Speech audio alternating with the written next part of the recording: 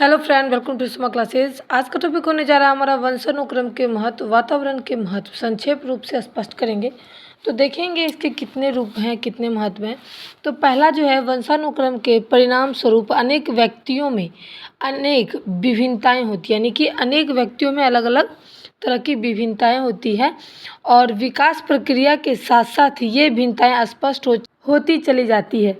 इन्हीं विभिन्नताओं के आधार पर अध्यापक शिक्षा की योजना बना सकते हैं, यानी कि जो विद्यार्थी अनेक विद्यार्थी अनेक प्रकार की होती है, लेकिन कुछ विद्यार्थी एक दूसरे के मिलते जुलते होते हैं, जिस प्रकार से अध्यापक जो है शिक्षा की योजना बना सकते हैं। दूसरा है, वंशानुक्रम द्वारा बालकों की जन्मजात क्षमताओं का पता चल जाता है, यानी कि जिसके माँ बाप पहले से ही डॉक्टर इंजीनियर हैं तो उसके बच्चे में भी उतनी क्षमताएं होती है पढ़ने की। तो जो अध्यापक को अपने शिक्षा कार्य में सहायक हो सकता है, यानी कि अगर वो जानते हैं कि माता पिता सक्षम है, इतने पढ़े लिखे हैं, तो विद्यार्थी भी उतना पढ़ने में सक्षम हो सकता है। उसके बाद आता है, वंशानुक्रम के कारण बच्चे को सीखने की योग्यता के अंतरों का ज्ञान हो जाता है, यानी कि जो वंशानुक्रम है, यानी कि अभी भी बताया मैंने कि जिसके माँ बाप अच्छे हैं, पढ़े लिखे हैं, तो उसकी योग्यताओं का अनुमान जो है लग जाता है। बच्चा कैसे पढ़ रहा है, अगर वो जल्दी याद हो रहा है, उसमें क्या परेशानियां हैं, क्या खामियां हैं, खूबियां हैं, ये पता चल जाता है, जिसके कारण शिक्षक को ज्ञान देने में बहुत ही आसानी हो जाती है। 4 नंबर है, वंशानुक्रम में कुल मूल प्रवृत्तियों प्राप्त होती है, जिनसे वांछनीय प्रवृत्तियों की ओर ध्यान देकर अध्यापक अवांछनीय प्रवृत्तियों को दमन कर सकते हैं, यानी कि जो उनके मन के अंदर जो चल रही है, जो चीज़ें वो सीख रहे हैं, उन्हें हम क्या कहेंगे, मन की इच्छा को जानना, तो उन्हें हम कहेंगे वांछनीय। तो जो चीज़ वो अच्छे से सीख सकते हैं उसको हम ध्यान देंगे, और जो चीज़ वो नहीं सीख सकते हैं उसको हटाकर यानी कि दमन कर सकते हैं।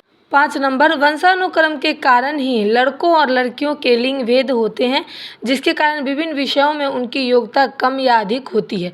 अध्यापक उनके अनुसार से ही शिक्षा की व्यवस्था कर सकते हैं। जैसे कि लिंग तो आप समझ ही रहे होंगे, स्त्रीलिंग और पुल्लिंग 2 होते हैं, जैसे लड़का और लड़कियां, ठीक है।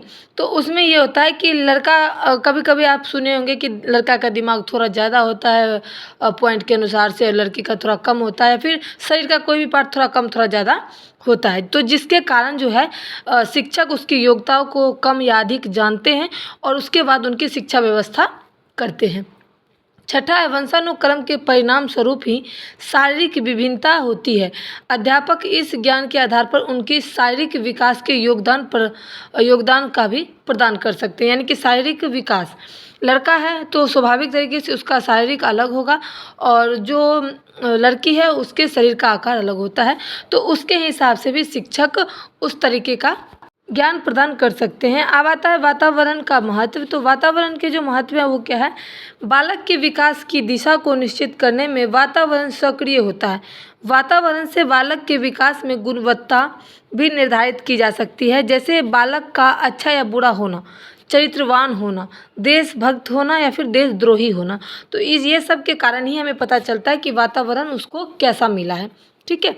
उसके बाद आता है दूसरा, यदि कोई अध्यापक वातावरण को समझ लेता है तो वह अपने छात्रों के लिए ऐसा वातावरण उत्पन्न कर सकता है जिससे उनकी अभिव्यक्ति संभव हो सके। कभी कभी हम कहते हैं कि अगर हमें पढ़ने के लिए उसका माहौल बनाना ज़रूरी है, तो माहौल को ही हम वातावरण कहेंगे। कि अगर स्कूल में अच्छी तरीके से शिक्षा मिलती है, क्योंकि वहाँ सभी पढ़ते हैं, लेकिन घर पर ऐसा माहौल बनाना थोड़ा कठिन होता है। अगर हम जान सकेंगे कि ऐसे माहौल में शिक्षक जो है छात्र को पढ़ाने में संभव होंगे, तो शिक्षक उस तरीके से बच्चे को पढ़ाते हैं, अभिव्यक्ति जो है संभव करते हैं। उसके बाद आता है तीसरा, निहित सांस्कृतिक वातावरण से बालकों में आदर्श का अनुकरण करने वाला व्यवहार विकसित होता है। अतः अत्यधिक अध्यापक अपने छात्रों के सम्मुख सांस्कृतिक वातावरण को बनाए रखें, ताकि छात्र उनके आदर्शों का अनुकरण करते रहेंगे। यानी कि निहित हर एक चीज़ की पढ़ाई होती है, तो साथ साथ आदर्श की भी पढ़ाई होनी चाहिए, उसके व्यवहारों को भी पढ़ाया जाता है।